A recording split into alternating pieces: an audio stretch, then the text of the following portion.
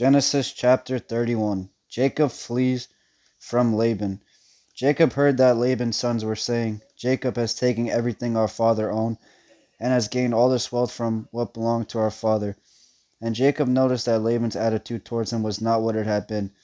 Then the Lord said to Jacob, Go back to the land of your fathers and to your relatives, and I will be with you. So Jacob sent word to Rachel and Leah to come out to the fields where his flocks were. He said to them, I see that your father's attitude towards me is not what it was before, but the God of my father has been with me. You know that I've worked for you, your father, with all my strength, yet your father has cheated me by changing my wages 10 times. However, God has not allowed him to harm me. If he said, The speckled ones will be your wages, then all the flocks gave birth to the speckled young. And if he said, The streaked ones will be your wages, then all the flocks bore streaked young. So God has taken away your father's livestock and has given them to me. In breeding season, I once had a dream in which I looked up and saw that the male goats mating with the flock were streaked, speckled, or spotted. The angel of God said to me in the dream, Jacob. I answered, Here I am. And he said, Look up and see that all the male goats mating with the flock are streaked, speckled, or spotted. For I have seen all that Laban has been doing to you. I am the God of Bethel, where you appointed a pillar, and where you made a vow to me. Now leave this land at once and go back to your native land. Then Rachel and Leah replied, Do we still have any share in the inheritance of our father's estate? Does he not regard us as foreigners? Not only has he sold us, but he has used up what was paid for us. Surely all the wealth that God took away from our father belongs to us and our children. So do whatever God has told you. Then Jacob put his children and his wives on camels, and he drove all his livestock ahead of him, along with all the goods he had accumulated in Padan Aram, to go to his father Isaac in the land of Canaan. When Laban had gone to shear his sheep, Rachel stole her father's household gods. Moreover, Jacob deceived Laban the Aramean by not telling him he was running away. So he fled with all he had, crossed the Euphrates River, and headed for the hill country of Gilead. Laban pursues Jacob.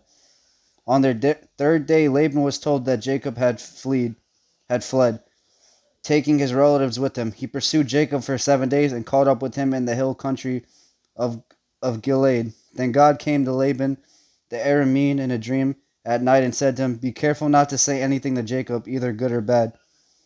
Jacob has pitched its tents in the hill country of Gilead when Laban overtook him, and Laban and his relatives camped there too. Then Laban said to Jacob, What have you done? You've deceived me, and you carried off my daughters like captive in war. Why do you run off secretly and deceive me? Why didn't you tell me so I could send you away with joy and singing to the music of timbrels and harps? You didn't even let me kiss my grandchildren and my daughters goodbye. You have done a foolish thing. I have the power to harm you, but last night the God of your father said to me, Be careful not to say anything to Jacob, either good or bad. Now you have gone off because you long to return to your father's household. But why did you steal my gods? Jacob answered Laban, I was afraid because I thought you would take your daughters away from me by force. But if you find anyone who has your gods, that person shall not live. In the presence of a relative, see for yourself whether there is anything of yours here with me, and if so, take it. Now Jacob did not know that Rachel had stolen the gods. So Laban went into the tent, and into Leah's tent, and into the tent of the two female servants. But he found nothing. After he came out of Leah's tent, he entered Rachel's tent. Now Rachel had taken the household gods and put them inside her camel's saddle, and was sitting on them. Laban searched through everything in the tent, but found nothing. Rachel said to her father, Don't be angry, my lord, that I cannot stand up in your presence. I am having my period. So he searched, but could not find the household gods. Jacob was angry and took Laban to task.